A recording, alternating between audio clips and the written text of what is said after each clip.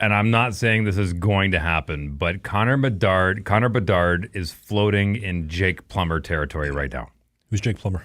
Jake Plummer was Great name, by the way. Yeah, Fantastic name. probably statistically one of the most talented quarterbacks ever coming out of college. And he signed with the Arizona Cardinals. He got drafted by the Arizona Cardinals. He ended up becoming a bit of a journeyman. He was with the Broncos for a little while as well. But he unfortunately started with the Cardinals, and there was such a losing culture in Arizona while he was there that he learned how to lose. It just became normal. And I think Connor Bedard is on the cusp. He's on the bubble. If they don't have a winning season next year, he could end up being a Taylor Hall, okay, where it's going to take him 10, 12 years to really find out what he's there for. He should be a marquee guy.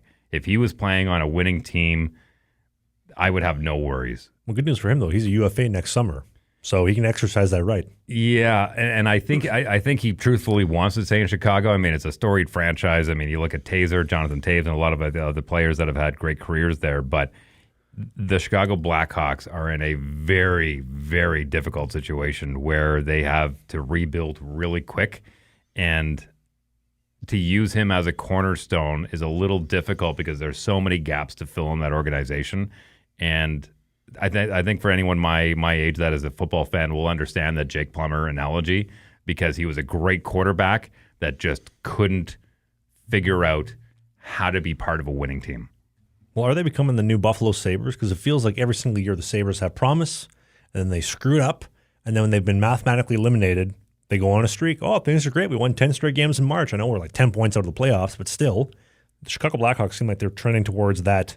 Yeah, the difference is that the Blackhawks at least have a history. You know what I mean? Like when you go into a Chicago Blackhawk locker room, you look around and you see a history of winning, especially recently. There's none of that in Buffalo. You know what I mean? Like outside of that year that they made the finals against the Dallas Stars and Hasek was in net, it's been dark.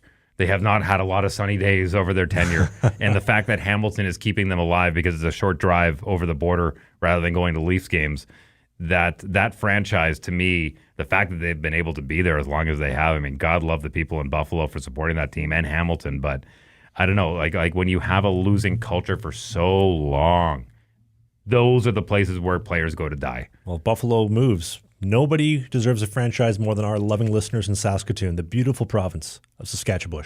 Hey, more hockey content. It might be old, it might be new, it might be a full episode, it might be a half episode, but you can click these boxes because who doesn't like clicking boxes?